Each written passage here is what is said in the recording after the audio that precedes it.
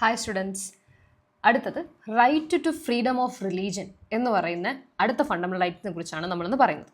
ഇത് ആർട്ടിക്കിൾ 25 മുതൽ 28 വരെയാണ് right to freedom of religion എന്ന് പറയുന്നത്. അപ്പോൾ ആദ്യം നമുക്ക് ആർട്ടിക്കിൾ 25 പഠിക്കാം. റൈറ്റ് ടു 25 കുറച്ചൊരു ലെങ്തി അല്ല, ഇറ്റ്സ് കൈൻഡ് ഓഫ് കുറച്ചുകൂടി ഉണ്ട് നമുക്ക് അതിനകത്ത് കുറേ കാര്യങ്ങൾ അതിൻ്റെ നമുക്ക് മനസ്സിലാക്കാനുണ്ട്. അപ്പോൾ ആർട്ടിക്കിൾ 25 എന്ന് പറയുമ്പോൾ freedom of concise and free propagation, profession and practice of religion. അതായത് നമുക്ക് ആർട്ടിക്കിൾ 25 ഓരോന്നും സ്പെസിഫിക് ആയിട്ട് നമുക്ക് പറയുന്നുണ്ട്. അപ്പോൾ ആദ്യം നമുക്ക് പറയാം റൈറ്റ് ടു കൺസൈൻസ്.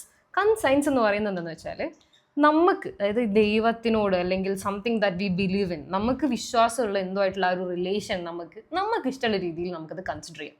നമ്മൾ എന്തായിട്ടാണോ നമ്മൾ ബിലീവ് ചെയ്യുന്ന കാര്യമായിട്ട് നമ്മൾ കണക്ഷൻ ചെയ്യുന്നത്, നമ്മൾ ബിലീവ് ചെയ്യുന്ന കാര്യമായിട്ട് നമ്മളുടെ ആ ഒരു റിലേഷൻ, അത് നമുക്ക് ഇഷ്ടമുള്ള രീതിയിൽ നമുക്കത് എക്സ്പ്രസ് ചെയ്യാമെന്നല്ല, നമുക്ക് മോൾഡ് ചെയ്തെടുക്കാൻ പറ്റും. നമ്മൾ ബിലീവ് ചെയ്യുന്ന ഗോഡോ അല്ലെങ്കിൽ ഒരു ക്രിയേഷൻ തമ്മിൽ നമ്മളുടെ ആ ഒരു ബോണ്ട് അല്ലെങ്കിൽ എന്ത് റിലേഷൻ ആണെന്നുള്ളത് നമുക്ക് മോൾഡ് ചെയ്തെടുക്കാം. അതാണ് ഫ്രീഡം ഓഫ് കൺസൈൻസ് എന്ന് പറയുന്നതുകൊണ്ട് ഉദ്ദേശിക്കുന്നത്. അപ്പോൾ അടുത്തത് റൈറ്റ് ടു പ്രൊഫസ് ആണ്.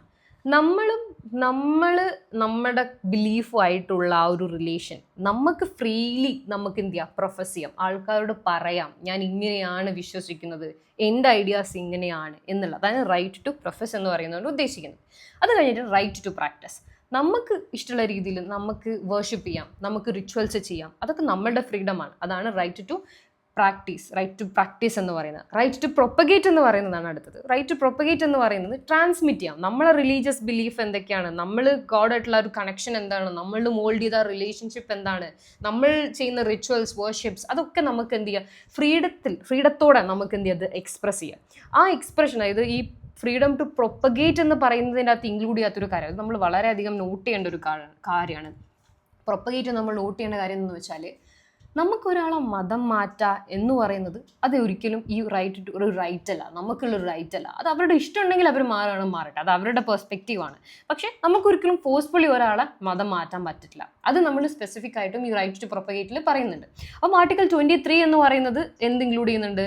Right to conscience, profess, practice, propagate. നമുക്ക് ഇഷ്ടമുള്ള രീതിയിൽ നമ്മുടെ റിലീജിയസ് ബിലീഫിനെയും അതിനൊക്കെ നമുക്ക് പ്രൊപ്പഗേറ്റ് ചെയ്യാൻ പറ്റും. അതാണ് ആർട്ടിക്കിൾ 23 പറയുന്നത്. അപ്പോൾ ആർട്ടിക്കിൾ 25 നമ്മൾ പറഞ്ഞ ജസ്റ്റ് ഒന്ന് കൺക്ലൂഡ് ചെയ്ത് തരാം. ഇറ്റ്സ് ഫ്രീഡം ഓഫ് കൺസൈൻസ് ചെയ്യാം. ഞാനും നമ്മൾ ബിലീവ് ചെയ്യുന്ന ഗോഡും തമ്മിലുള്ള ആ ഒരു കണക്ഷൻ എന്താണെന്നുള്ളത് നമുക്ക് ഇഷ്ടമുള്ള രീതിയിൽ നമുക്ക് മോൾഡ് ചെയ്തെടുക്കാം. അത് കഴിഞ്ഞിട്ട് എന്താണ്, ഫ്രീഡം ഓഫ് പ്രൊഫസ് ചെയ്യാം. നമുക്കത് വിളിച്ച് പറയാം. പ്രൊഫസ് ചെയ്യാന്ന് പറയുമ്പോൾ എന്താണെന്ന് വെച്ചാൽ നമ്മളുടെ ഫെയ്ത്തും നമ്മൾ റിലീജിയസ് ബിലീഫ് ഓപ്പൺലി നമുക്ക് പറയാം. അത് കഴിഞ്ഞിട്ട് പ്രാക്ടീസ് ചെയ്യാം. നമുക്ക് വർഷിപ്പ് ചെയ്യുന്ന രീതി, നമ്മൾ റിച്വൽ ചെയ്യുന്ന രീതി നമുക്ക് ഇഷ്ട രീതിയിൽ ചെയ്യാം.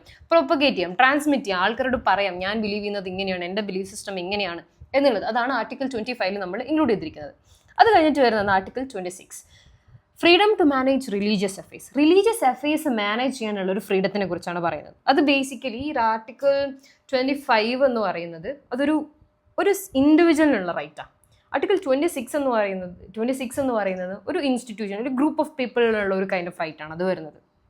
അതിൽ പറയുന്നതെന്ന് വെച്ചാൽ, നമുക്ക് ഇഷ്ടമുള്ള രീതിയിൽ അവരുടെ റിലീജിയസ് അഫയേഴ്സ് ഒക്കെ ഒരു ഇൻസ്റ്റിറ്റ്യൂഷനായിട്ട് നമുക്കുണ്ട്. അതായത് right to establish and maintain institutions നമുക്ക് മെയിൻറ്റെയിൻ ചെയ്യാം. നമ്മളെ റിലീജിയസ് ബിലീഫിനെ പ്രൊട്ടക്ട് ചെയ്യാനും അല്ലെങ്കിൽ അവരുടെ കാര്യങ്ങൾ ചെയ്യാൻ വേണ്ടി ഒരു ഇൻസ്റ്റിറ്റ്യൂഷൻ നമുക്ക് ബിൽഡ് ചെയ്യാം.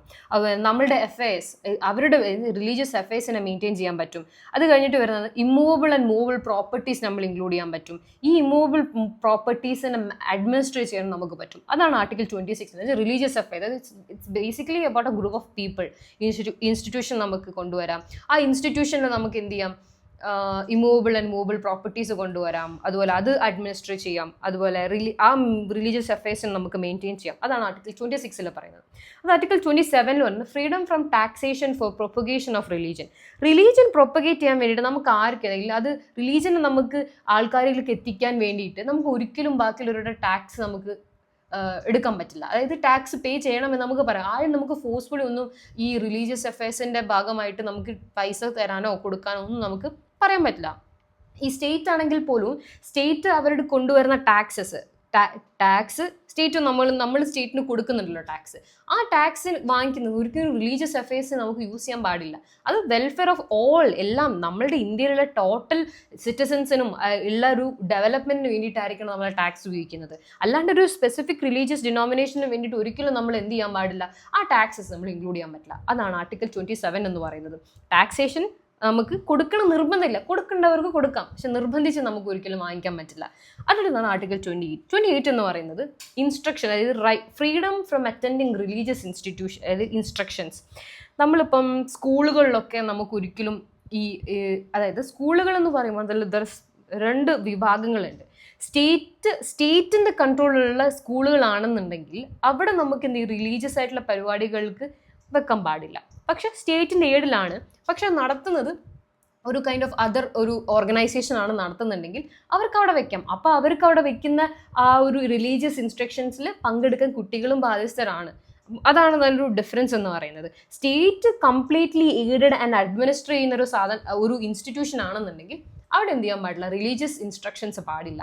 മറിച്ച് ഗവൺമെൻറ് എയ്ഡ് ചെയ്യുന്നതാണ്, പക്ഷേ ഇത് നടത്തി, അതായത് ഗവൺമെൻറ് എയ്ഡും ചെയ്യുന്നുണ്ട്, അഡ്മിനിസ്റ്റർ ഒക്കെ ചെയ്യുന്നുണ്ട്. പക്ഷേ ഇത് ഉണ്ടാക്കിയത് ഒരു സ്പെസിഫിക് വിഭാഗം ഓഫ് ആളുകളാണെന്നുണ്ടെങ്കിൽ അവിടെ എന്ത് ചെയ്യാം, നമുക്ക് റിലീജിയസ് അഫയേഴ്സ് അല്ലെങ്കിൽ റിലീജിയസ് ഇൻസ്ട്രക്ഷൻസ് കൊണ്ടുവരാനും അതവിടെ നടത്താനും അത് കുട്ടികൾക്ക് പങ്കെടുക്കാനും നമ്മൾ എന്ത് ചെയ്യണം, ബാധ്യസ്ഥരാണെന്നാണ് പറയുന്നത്. അപ്പം right to freedom of religion എന്ന് പറയുന്നത് ആർട്ടിക്കിൾ 25, 26, 27 and 28. 25 എന്ന് പറയുന്നത് നമുക്ക് ഇഷ്ടമുള്ള രീതിയിൽ നമുക്ക് എന്ത് ചെയ്യാം, കൺഫസ് ചെയ്യാം.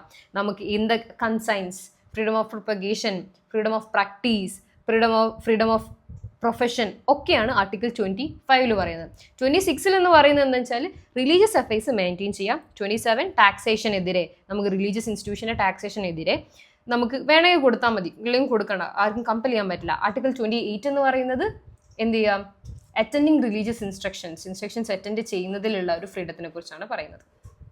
അപ്പം ഈ ക്ലാസ്സിൻ്റെ ഡീറ്റെയിൽ നോട്ട്സും ക്വസ്റ്റ്യൻസും നമ്മൾ ഈ വീഡിയോൻ്റെ താഴെ ആപ്പിൽ അവൈലബിൾ ആണ്. നമ്മൾ ആപ്പ് ഇപ്പോഴും ഡൗൺലോഡ് ചെയ്യാത്തവരുണ്ടെങ്കിൽ വേഗം തന്നെ ഡിസ്ക്രിപ്ഷനിൽ നമുക്ക് ലിങ്ക് കൊടുത്തിട്ടുണ്ട്, ഒന്ന് പോയിട്ട് ഡൗൺലോഡ് ചെയ്ത് നോക്കാം. താങ്ക്